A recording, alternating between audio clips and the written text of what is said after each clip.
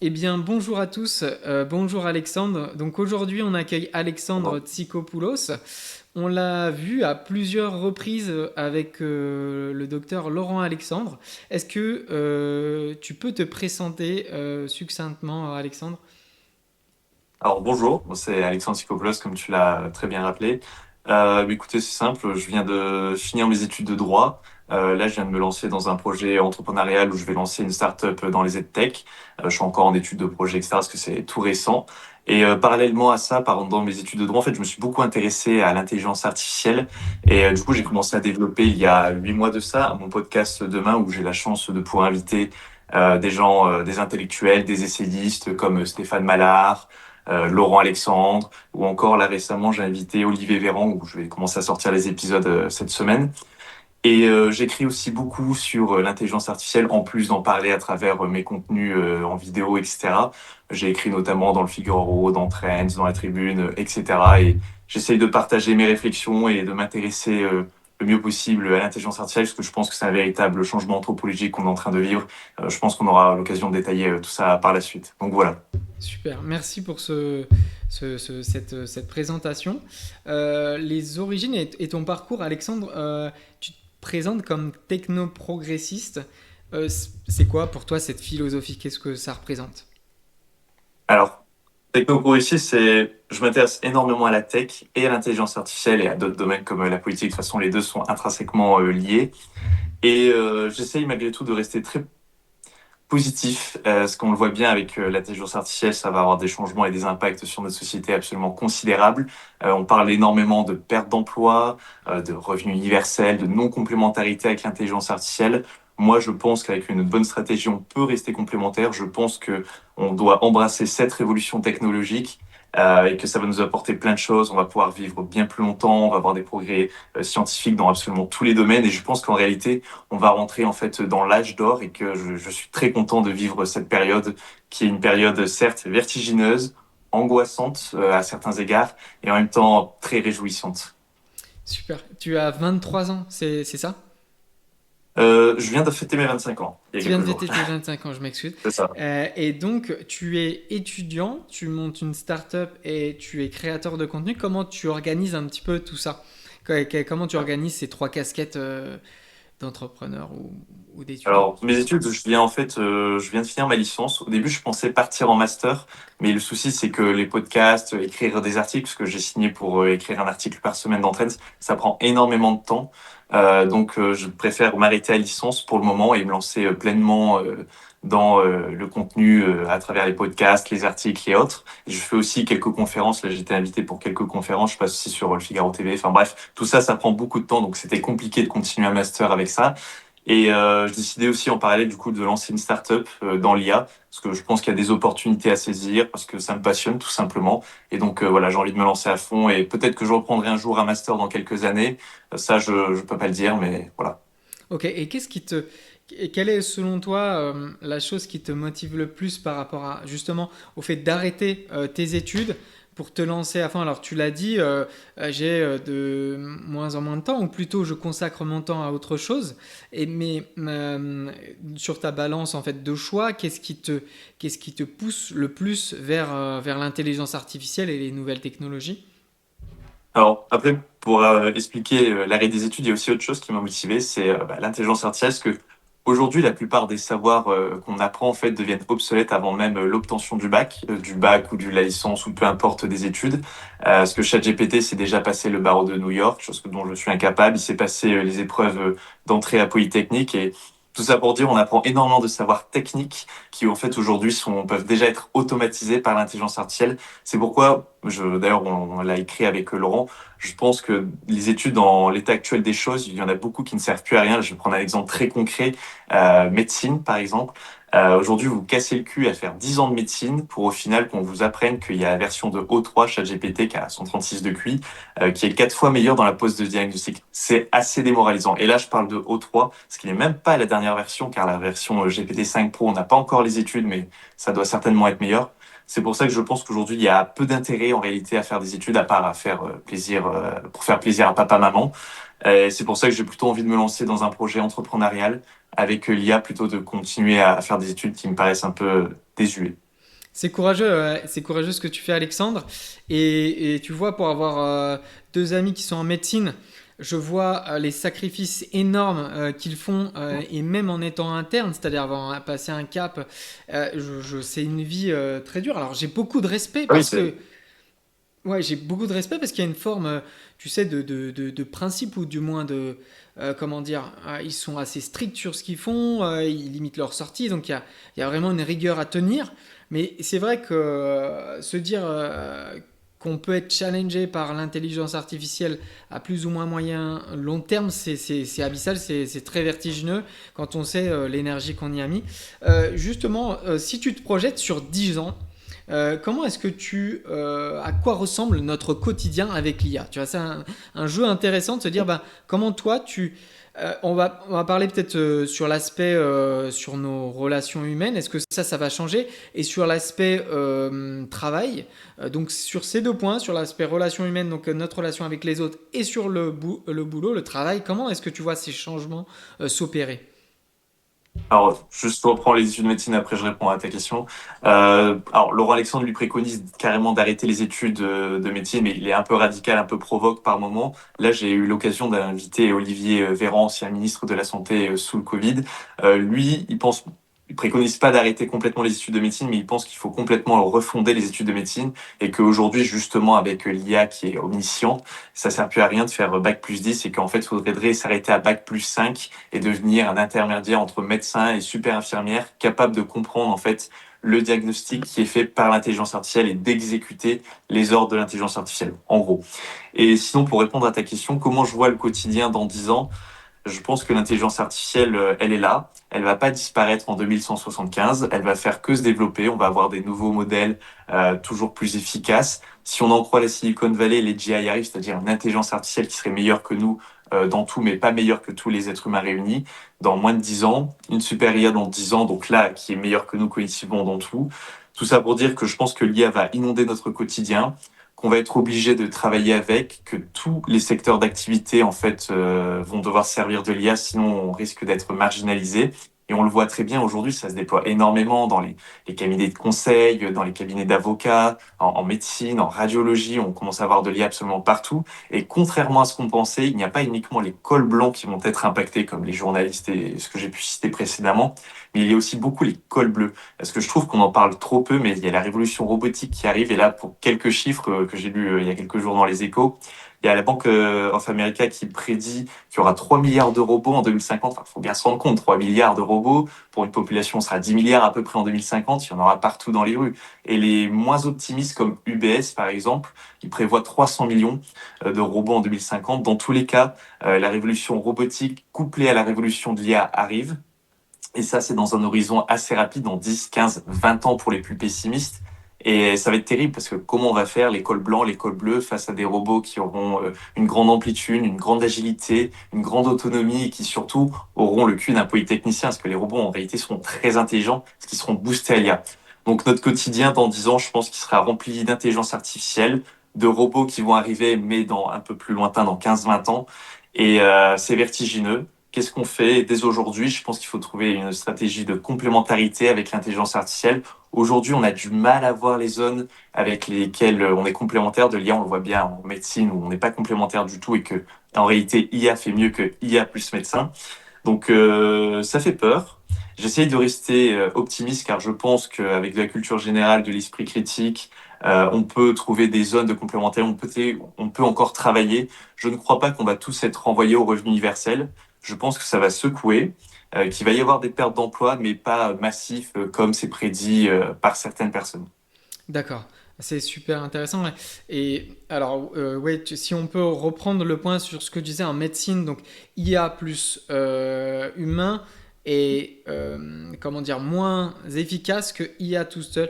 Est-ce que je me rappelle plus, c'est une étude, je crois, qui avait été faite, mais sur un cas. MIT, Ouais, est-ce que tu peux nous donner cette étude? Je veux pas dire de bêtises ou on la mettra en commentaire, mais il me semble qu'il y avait ouais, justement une étude pour vous expliquer brièvement, et peut-être Alexandre, tu pourras compléter. Il y avait une étude qui avait été faite sur une IA qui agissait seule sur sur une même mission, un humain seul et ensuite coupler IA et humain sur cette même mission. Et il s'avère que dans l'ordre de classement, c'est-à-dire celle qui faisait le mieux la tâche, c'était l'IA et que l'IA plus humain arrivait derrière et l'humain en dernière position. Est-ce que tu me corriges ou c'était ça Non, c'est C'est exactement ça. ça. Alors, cette étude, je l'ai pas là tout de suite parce que Ouais, je fais on le le met. test, parce que ça remonte à quelques mois, mais je peux te l'envoyer, il n'y a pas de souci. Ouais, Et effectivement, cette étude montrait qu'en fait, lorsqu'on met un médecin avec l'intelligence artificielle, il a tendance à dégrader, parce qu'en fait, le médecin a tendance à ne pas faire confiance à l'IA. Par ego, par tout ce que vous voulez. Résultat, souvent, il contredit le diagnostic de l'IA et donc il se met en erreur lui-même. Et en plus, mais après, il y a quelque chose d'assez simple à comprendre dans le cas de la médecine. Lorsque vous avez une tumeur, en fait, c'est des milliers d'informations qu'il faut prendre en compte, l'ADN, etc. Et ça, l'IA, elle peut, en fait, dès qu'il y a beaucoup d'informations à prendre, l'IA est bien meilleure que l'être humain, parce qu'en réalité, un médecin, pour vous prescrire une chimiothérapie, il va prendre que quelques informations, votre prise de sang, votre dernière IRM, votre machin truc, et c'est avec ça qu'il va se baser pour vous mettre une chimiothérapie. Demain, on pourra avoir des chimiothérapies totalement personnalisées par l'IA. Ça, c'est Laurent Alexandre qui le disait. Et là, j'ai un autre exemple qui est assez rigolo. Il y a quelques jours, j'ai reçu Olivier Véran à mon podcast et justement on parlait médecine et IA et que va devenir les médecins tout simplement à l'ère de l'IA. Et il m'a raconté une anecdote. Il a eu un petit souci de santé, rien de bien dramatique, bref, un peu bénin. Et il est parti, tout ça, il revient et il voit un spécialiste, l'un des meilleurs spécialistes. Il lui dit, bah, j'ai tel souci. Et en fait, le spécialiste se gourre complètement dans le diagnostic.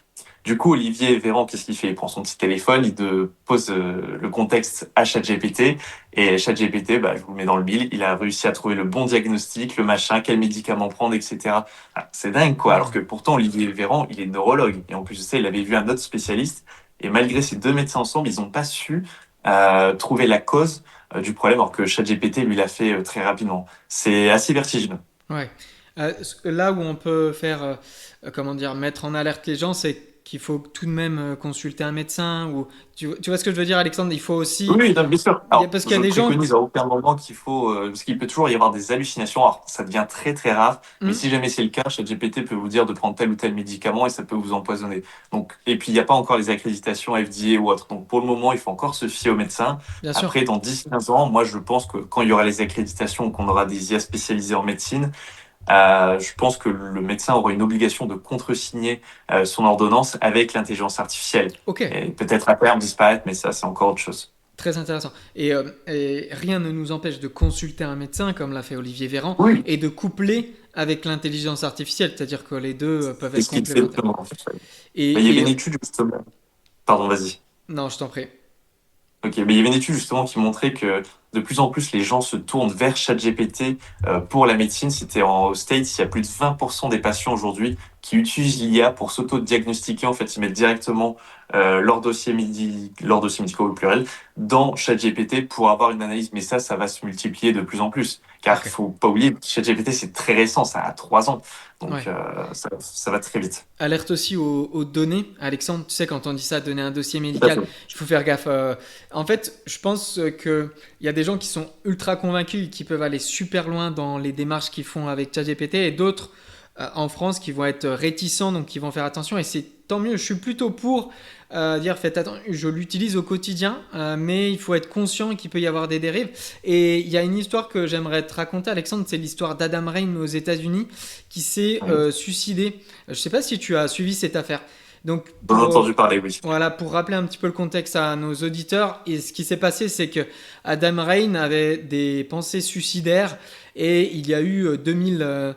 Alors attends, on va. Hop.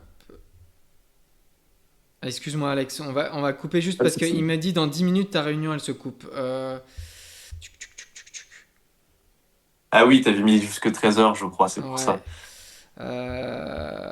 Et ça va être payant. Écoute, tac. Ben, au pire, on en lancera une, je vais voir. Écoute, on laisse comme ça. Tac. Super.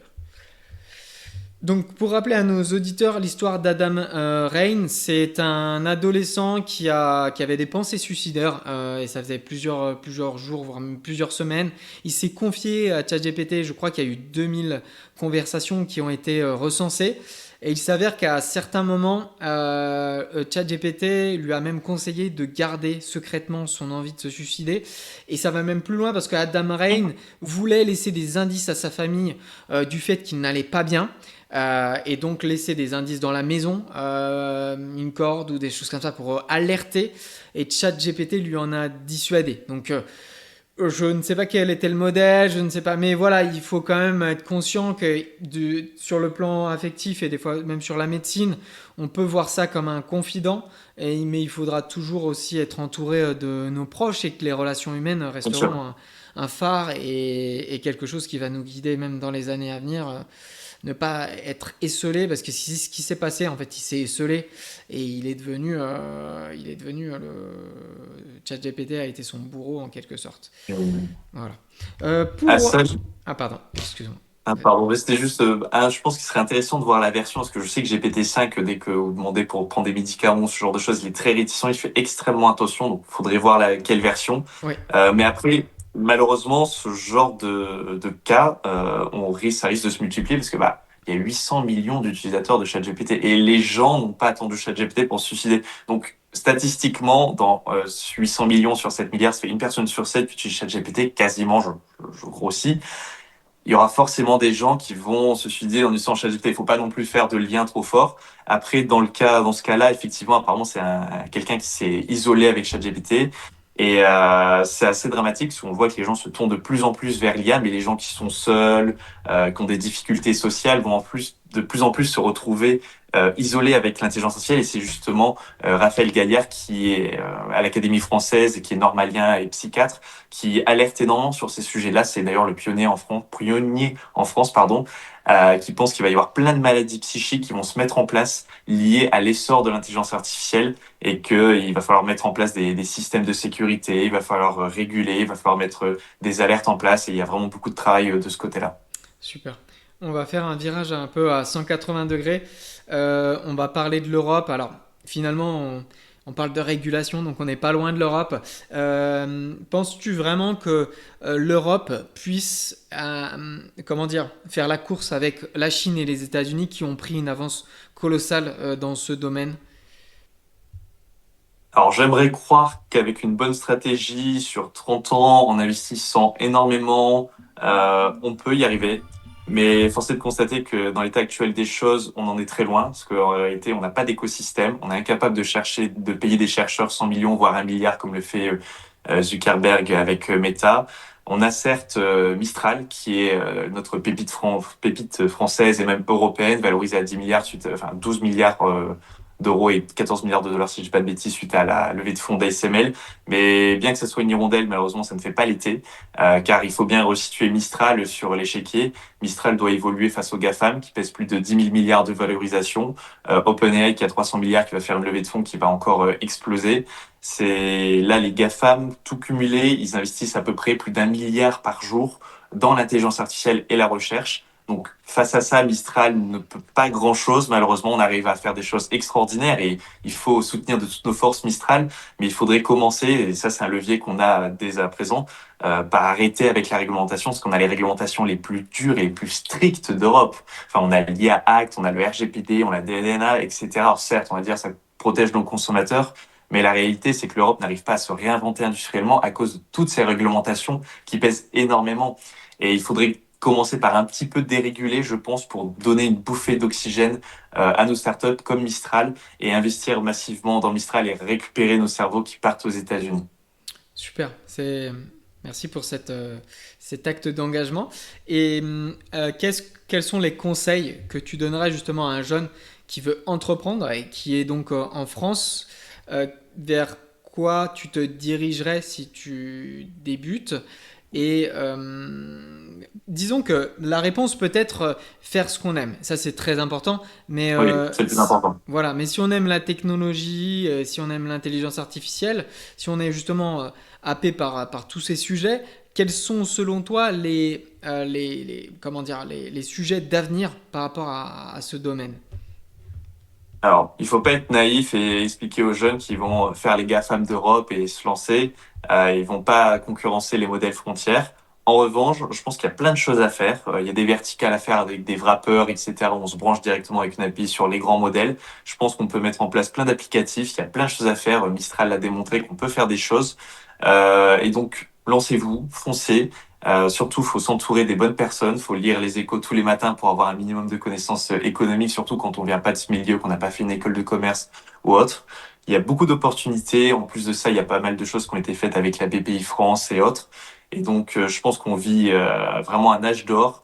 C'est Sam Altman qui a dit qu'on va pouvoir créer des entreprises valorisées à plusieurs millions sans beaucoup de salariés. Bon, ça, je sais pas s'il faut le prendre au pied de la lettre, mais en gros, il y a vraiment en ce moment une opportunité à saisir et on le voit bien avec plein d'entrepreneurs qui réussissent. On a Baticia, on a Mistral, on a des centaines d'exemples que je pourrais vous sortir. Donc, franchement, je pense qu'il y a vraiment une opportunité à aller saisir. Super, merci beaucoup. Donc on parlait d'avenir des jeunes, etc. Maintenant on va se mettre dans une autre position. Si tu étais décideur politique, quelle est la première chose que tu ferais par rapport aux nouvelles technologies et à l'intelligence artificielle? Donc c'est à toi de jouer. Alexandre, qu'est-ce que tu ferais là maintenant? Alors, déjà, il faut bien comprendre que la situation politique, en tout cas sur le plan national, on est rentré dans une forme de quatrième république de régime parlementaire avec trois groupes politiques qui ne se parlent pas, qui sont velléitaires, qui sont minables dans leur attitude, qui sont incapables de faire avancer le moindre projet. Et aujourd'hui, c'est catastrophique.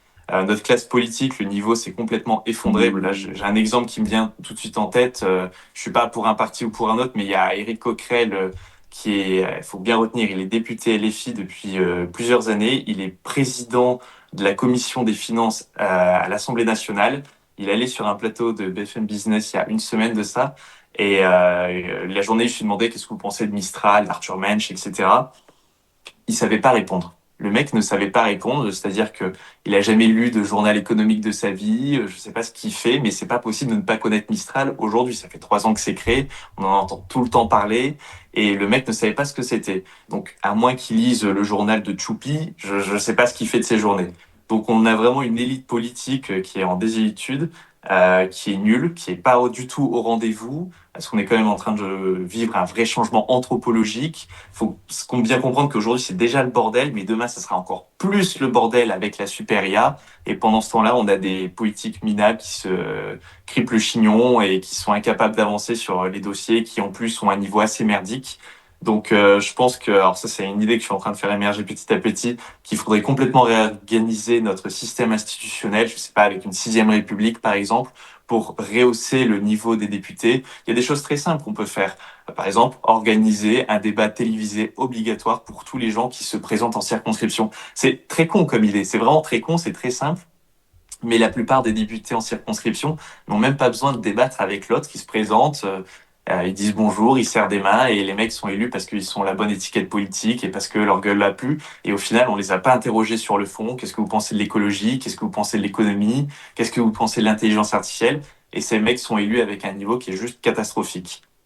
J'adore cet engagement que tu as, tu vois, qu'on soit d'accord ou pas d'accord avec tes idées. Tu cherches du moins tu creuses les sujets pour comment dire, mais pour trouver des solutions ou en tout cas pour ne pas juste parler et donner un avis qui serait un avis de comptoir.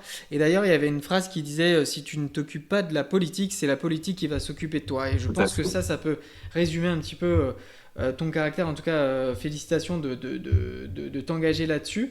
Et on va revenir sur notre question qui était comment on pourrait s'en sortir les jeunes. Donc Alexandre, toi, question un petit peu perso et vraiment pour aider ceux qui vont regarder le podcast, quels sont les outils d'intelligence artificielle que tu utilises et comment tu les utilises? Un exemple, j'utilise ChatGPT pour automatiser mes mails. Alors, j'avoue que j'ai pas encore fait beaucoup d'automatisation, mais j'utilise beaucoup, c'est les GPT directement dans ChatGPT. C'est vachement pratique, ça, parce que du coup, on peut mettre tous les documents. Par exemple, en droit, je m'en servais énormément. On peut mettre tous ces documents, les codes civils, les machins, les jurisprudences, et ensuite, ça peut vous venir automatiser et ça vous connaît par cœur. Et majoritairement, je sais qu'il y a Claude, Gemini, des fois, qui sont un peu meilleurs sur les textes ou autres. Je pense qu'il faut switcher un peu avec tous les outils en fonction de ce que vous faites. Mais globalement, j'utilise majoritairement GPT-5 pour une raison assez simple, c'est qu'au niveau des benchmarks, c'est l'un des meilleurs modèles, si ce n'est pas le meilleur en fonction de ce qu'on regarde. Et en plus de ça, il a l'avantage en fait d'avoir le truc full memory. Donc ça fait qu'il vous connaît par cœur et pour avoir discuté avec lui des centaines d'heures, quand je lui demande quelque chose dans mon style ou autre, il me connaît par cœur, il fait exactement ce que je veux. Et donc moi j'utilise massivement ChatGPT parce que c'est une IA qui s'est vraiment personnalisée à moi sans forcément avoir mis en place des agents qui peuvent traiter les mails, etc. Mais j'ai beaucoup de potes qui utilisent ChatGPT avec mais d'autres IA aussi pour automatiser justement la réponse aux mails, etc. Donc ça, c'est vachement pratique.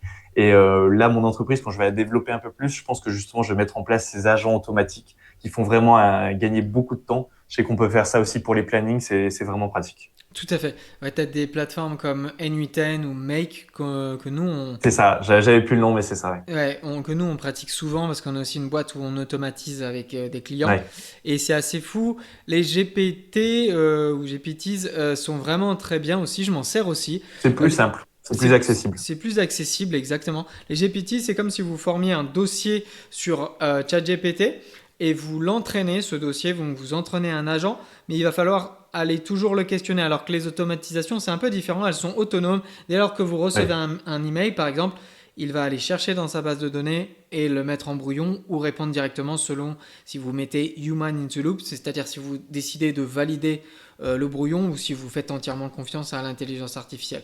Donc ouais, le sujet des automatisations est vraiment, nous on le voit avec notre boîte. et un Et autre exemple aussi concret d'automatisation, j'ai un ami, il s'intéresse énormément à la tech et il a fait en sorte de faire un agent qui lui permet en fait de le prévenir de toute l'actualité sur la tech. Il dit par exemple, je veux tout savoir sur Mistral dès qu'il y a un nouveau truc ou autre. Et il reçoit toute l'actualité tous les jours. Et comme ça lui permet de faire un tri informationnel qui est très important parce qu'avec l'intelligence artificielle, il y a de plus en plus de contenu avec Internet, les médias traditionnels. Et ça permet vraiment d'éviter le spam cognitif où on a plein d'informations déstructurées qui viennent de partout et au final, on perd énormément de temps à aller chercher. Donc là, avec ça, on peut avoir directement tout ce qu'on veut, tout ce qu'on souhaite, personnalisé vraiment pour sa personne. Donc ça, c'est vraiment un gain de temps fou de fou. bien sûr, et t'as même, j'ai un ami moi qui recherchait un appartement et c'est une ville qui est un petit peu bondée, Lyon par exemple, où t'as des offres qui partent très vite et nous on lui a fait une Ouais. automatisation où en fait il avait donné des critères, donc on peut le faire avec le Ouais, Bon ça Coin, peut mais c'était envoyer beau. directement les CV. Ouais, c'est ça. Et en fait on avait couplé plusieurs plateformes de recherche, donc Se Loger, Le Bon Coin, etc. avec ces critères est beaucoup plus possible que de mettre juste un filtre. Et donc il a trouvé, enfin en tout cas c'était beaucoup plus simple pour lui de chercher un appartement sur Lyon comme ça.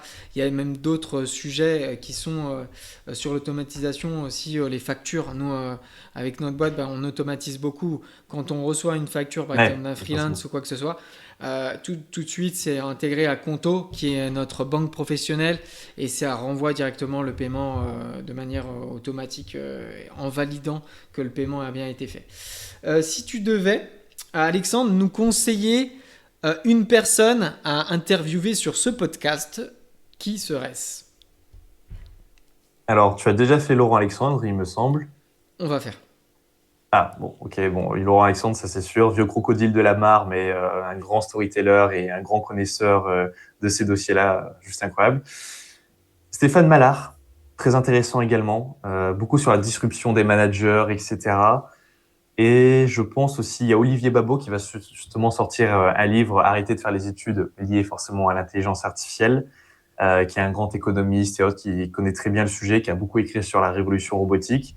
Et enfin, allez, un dernier pour le plaisir, Raphaël Doane, normalien, énarque, très intelligent, qui parle beaucoup du sujet, qui est un vrai technophile, qui adore ça. D'ailleurs, ça a été le premier en France à écrire un bouquin rédigé par l'IA. Enfin, c'est si Rome n'avait pas chuté, il l'a écrit maintenant il y a 2 ans, où il a créé des images à partir de l'intelligence artificielle, les textes aussi un peu fantastiques. Il a créé grâce à l'IA, grâce à des prompts, bien sûr. Il explique tout ça dans son livre. Et vraiment, Raphaël Doane peut être aussi un bon candidat, je pense. Super, merci beaucoup. Euh, Merci à toi. Où est-ce qu'on peut te suivre? Donc il y a le podcast qui s'appelle Demain. Tu peux nous donner les plateformes sur lesquelles est le podcast. Et puis est-ce que tu peux nous Alors, parler de ta startup?